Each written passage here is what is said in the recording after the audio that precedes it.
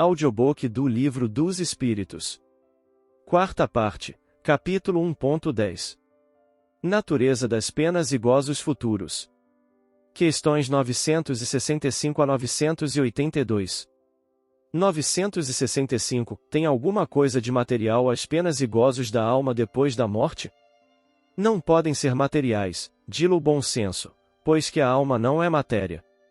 Nada tem de carnal essas penas e esses gozos, entretanto, são 1000 vezes mais vivos do que os que experimentais na terra, porque o espírito, uma vez liberto, é mais impressionável. Então, já a matéria não lhe embota as sensações. 237 a 257. 966. Por que das penas e gozos da vida futura faz o homem, às vezes, tão grosseira e absurda ideia? Inteligência que ainda se não desenvolveu bastante. Compreende a criança as coisas como o adulto. Isso, ao demais, depende também do que se lhe ensinou, e aí é que há necessidade de uma reforma. Muitíssimo incompleta é a vossa linguagem, para exprimir o que está fora de vós. Teve-se então que recorrer a comparações e tomastes como realidade as imagens e figuras que serviram para essas comparações. À medida, porém, que o homem se instrui, melhor vai compreendendo que a sua linguagem não pode exprimir. 967. Em que consiste a felicidade dos bons espíritos? Em conhecerem todas as coisas, em não sentirem ódio, nem ciúme, nem inveja, nem ambição, nem qualquer das paixões que ocasionam a desgraça dos homens. O amor que os une lhes é fonte de suprema felicidade. Não experimentam as necessidades, nem os sofrimentos, nem as angústias da vida material. São felizes pelo bem que fazem. Contudo, a felicidade dos espíritos é proporcional à elevação de cada um. Somente os puros espíritos gozam, é exato, da felicidade suprema, mas nem todos os outros são infelizes. Entre os maus e os perfeitos há uma infinidade de graus em que os gozos são relativos ao estado moral. Os que já estão bastante adiantado compreendem a aventura dos que os precederam e aspiram a alcançá-la. Mas, esta aspiração lhes constitui uma causa de emulação, não de ciúme. Sabem que deles depende o consegui-la e para conseguirem trabalham, porém com a calma da consciência tranquila e ditosos se consideram por não terem que sofrer o que sofrem os maus. 968. Citais, entre as condições da felicidade dos bons espíritos, a ausência das necessidades materiais. Mas, a satisfação dessas necessidades não representa para o homem uma fonte de gozos? Sim, gozo do animal. Quando não podes satisfazer a essas necessidades, passas por uma tortura. 969. Que se deve entender quando é dito que os espíritos puros se acham reunidos no seio de Deus e ocupados em lhe entoar louvores? É uma alegoria indicativa da inteligência que eles têm das perfeições de Deus, porque o veem e compreendem, mas que, como muitas outras, não se deve tomar ao pé da letra. Tudo em a natureza, desde o grão de areia, canta, isto é, proclama o poder, a sabedoria e a bondade de Deus. Não creias, todavia, que os espíritos bem-aventurados estejam em contemplação por toda a eternidade. Seria uma bem-aventurança estúpida e monótona. Fora, além disso, a felicidade do egoísta, porquanto a existência dele seria uma inutilidade sem termo. Estão isentos das tribulações da vida corpórea, que já é um gozo. Depois, como dissemos, conhecem e sabem todas as coisas, dão útil emprego à inteligência que adquiriram, auxiliando os progressos dos outros espíritos. Essa a sua ocupação, que ao mesmo tempo é um gozo. 970. Em que consistem os sofrimentos dos espíritos inferiores? São tão variados como as causas que os determinam e proporcionados ao grau de inferioridade, como os gozos o são ao de superioridade.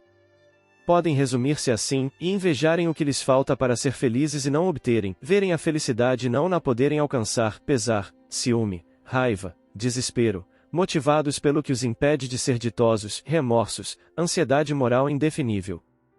Desejam todos os gozos e não os podem satisfazer, e eis o que os tortura.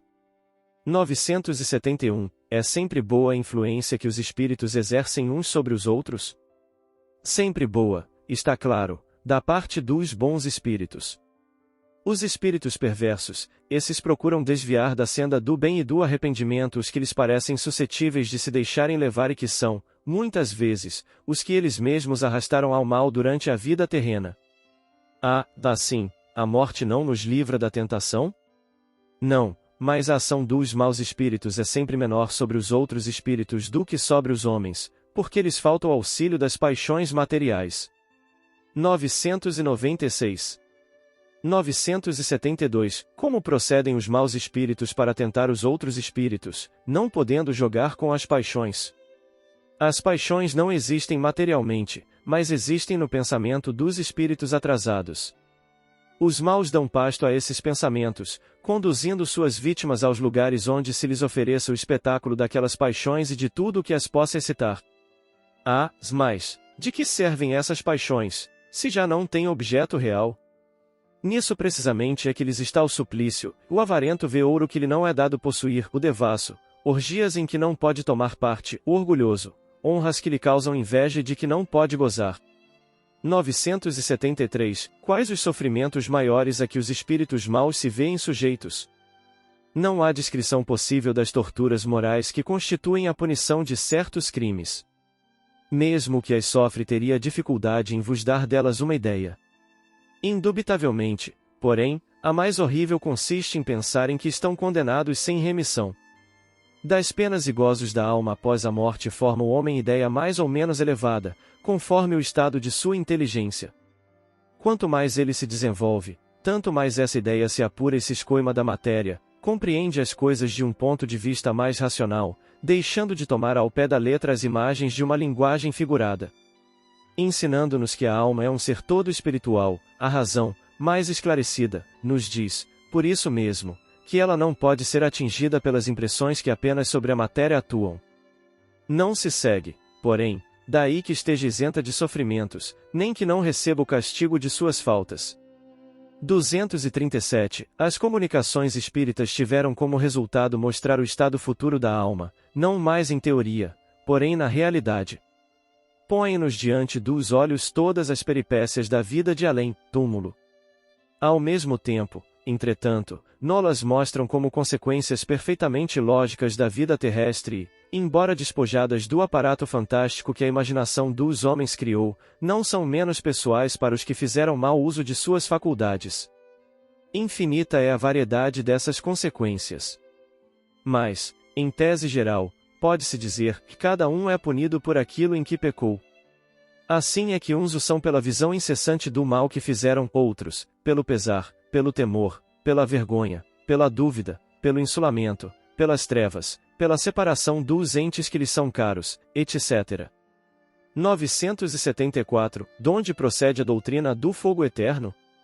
Imagem, semelhante a tantas outras, tomada como realidade. Mas, o temor desse fogo não produzirá bom resultado? Vede se serve de freio, mesmo entre os que o ensinam. Se ensinardes coisas que mais tarde a razão vem a repelir, causareis uma impressão que não será duradoura, nem salutar. Impotente para, na sua linguagem, definir a natureza daqueles sofrimentos, o homem não encontrou comparação mais enérgica do que a do fogo, pois, para ele, o fogo é o tipo do mais cruel suplício e o símbolo da ação mais violenta. Por isso é que a crença no fogo eterno data da mais remota antiguidade, tendo aos povos modernos herdado dos mais antigos. Por isso também é que o homem diz, em sua linguagem figurada, o fogo das paixões, abrasar de amor, de ciúme, etc. 975. Os espíritos inferiores compreendem a felicidade do justo? Sim, e isso lhes é um suplício, porque compreendem que estão dela privados por sua culpa. Daí resulta que o espírito, liberto da matéria, aspira a nova vida corporal, pois que cada existência, se for bem empregada, abrevia um tanto a duração desse suplício. É então que procede a escolha das provas por meio das quais possa expiar suas faltas. Porque, ficai sabendo, o espírito sofre por todo o mal que praticou, ou de que foi causa voluntária, por todo o bem que houvera podido fazer e não fez e por todo o mal que decorra de não haver feito o bem. Para o espírito errante, já não há véus. Ele se acha como tendo saído de um nevoeiro e vê o que o distancia da felicidade. Mas sofre então, porque compreende quanto foi culpado. Não tem mais ilusões, vê as coisas na sua realidade. Na erraticidade, o espírito descortina, de um lado, todas as suas existências passadas, de outro, o futuro que lhe está prometido e percebe o que lhe falta para atingi-lo. É qual viajor que chega ao cume de uma montanha e vê o caminho que percorreu e o que lhe resta percorrer, a fim de chegar ao fim da sua jornada. 976. O espetáculo dos sofrimentos dos espíritos inferiores não constitui, para os bons, uma causa de aflição e, nesse caso, que fica sendo a felicidade deles, se é assim turbada? Não constitui motivo de aflição, pois que sabem que o mal terá fim. Auxiliam os outros a se melhorarem e lhes estendem as mãos. Essa ocupação deles, ocupação que lhes proporciona gozo quando são bem-sucedidos. Isto se concebe da parte de espíritos estranhos ou indiferentes. Mas o espetáculo das tristezas e dos sofrimentos daqueles a quem amaram na terra não lhes perturba a felicidade? Se não vissem esses sofrimentos, é que eles vos seriam estranhos depois da morte. Ora, a religião vos diz que as almas vos veem. Mas, eles consideram de outro ponto de vista os vossos sofrimentos. Sabem que estes são úteis ao vosso progresso, se os suportardes com resignação. Afligem-se, portanto, muito mais com a falta de ânimo que vos retarda, do que com os sofrimentos considerados em si mesmos, todos passageiros. 977. Não podendo os espíritos ocultar reciprocamente seus pensamentos e sendo conhecidos todos os atos da vida, dever-se-á deduzir que o culpado está perpetuamente em presença de sua vítima? Não pode ser de outro modo, dilo o bom senso. Serão um castigo para o culpado essa divulgação de todos os nossos atos reprováveis e a presença constante dos que deles foram vítimas? Maior do que se pensa, mas tão somente até que o culpado tenha expiado suas faltas, quer como espírito, quer como homem, em novas existências corpóreas. Quando nos achamos no mundo dos espíritos, estando patente todo o nosso passado, o bem e o mal que houvermos feito serão igualmente conhecidos. Em vão, aquele que haja praticado o mal tentará escapar ao olhar de suas vítimas, a presença inevitável destas lhe será um castigo e um remorso incessante, até que haja expiado seus erros, ao passo que o homem de bem por toda parte só encontrará olhares amigos e benevolentes. Para o mal, não há maior tormento, na terra, do que a presença de suas vítimas, razão pela qual as evita continuamente. Que será quando, dissipada a ilusão das paixões, compreender o mal que fez, vir patenteados os seus atos mais secretos, desmascarada a sua hipocrisia e não puder subtrair-se à visão delas? Enquanto a alma do homem perverso é presa da vergonha, do pesar e do remorso, a do justo goza perfeita serenidade. 978. A lembrança das faltas que a alma, quando imperfeita, tenha cometido, não lhe turba a felicidade, mesmo depois de se haver purificado?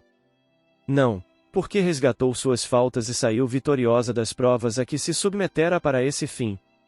979. Não serão, para a alma, causa de penosa apreensão, que lhe altera a felicidade, as provas porque ainda tenha de passar para acabar a sua purificação?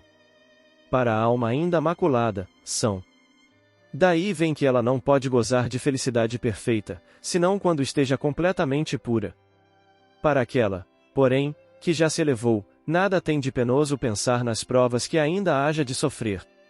Goza da felicidade a alma que chegou a um certo grau de pureza. Domina-a um sentimento de grata satisfação. Sente-se feliz por tudo o que vê, por tudo o que a cerca. Levanta-se-lhe o véu que encobria os mistérios e as maravilhas da criação e as perfeições divinas em todo o esplendor lhe aparecem. 980. O laço de simpatia que une os espíritos da mesma ordem constitui para eles uma fonte de felicidade? Os espíritos entre os quais a recíproca simpatia para o bem encontram na sua união um dos maiores gozos, visto que não receiam vê-la turbada pelo egoísmo. Formam, no mundo inteiramente espiritual, famílias pela identidade de sentimentos, consistindo nisto a felicidade espiritual, do mesmo modo que no vosso mundo vos grupais em categorias e experimentais certo prazer quando vos achais reunidos. Na afeição pura e sincera que cada um vota aos outros e de que é por sua vez objeto, têm eles um manancial de felicidade, porquanto lá não há falsos amigos, nem hipócritas. Das primícias dessa felicidade goza o homem na terra, quando se lhe deparam almas com as quais pode confundir-se numa união pura e santa. Em uma vida mais purificada, inefável e ilimitado será esse gozo, pois aí ele só encontrará almas simpáticas, que o egoísmo não tornará frias. Porque, em a natureza, tudo é amor, o egoísmo é que o mata. 981. Com relação ao estado futuro do espírito, haverá diferença entre um que, em vida, teme a morte e outro que a encara com indiferença e mesmo com alegria? Muito grande pode ser a diferença. Entretanto, apaga-se com frequência em face das causas determinantes desse temor ou desse desejo. Quer a tema, quer a deseje, pode o homem ser propelido por sentimentos muito diversos e são estes sentimentos que influem no estado do espírito. É evidente, por exemplo, que naquele que deseja a morte, unicamente porque vê nela o termo de suas tribulações, há uma espécie de queixa contra a providência e contra as provas que lhe cumpre suportar. 982. Será necessário que professemos o Espiritismo e creiamos nas manifestações espíritas, para termos assegurada a nossa sorte na vida futura? Se assim fosse, seguir-se-ia que estariam deserdados todos os que não creem, ou que não tiveram ensejo de esclarecer-se, o que seria absurdo. Só o bem assegura a sorte futura. Ora, o bem é sempre o bem, qualquer que seja o caminho que a ele conduza. 165, 799. A crença no Espiritismo ajuda o homem a se melhorar, firmando-lhe as ideias sobre certos pontos do futuro. Apressa o adiantamento dos indivíduos e das massas, porque faculta-nos inteiremos do que seremos um dia. É um ponto de apoio, uma luz que nos guia. O Espiritismo ensina o homem a suportar as provas com paciência e resignação, afasta-o dos atos que possam retardar-lhe a felicidade, mas ninguém diz que, sem ele, não possa ela ser conseguida.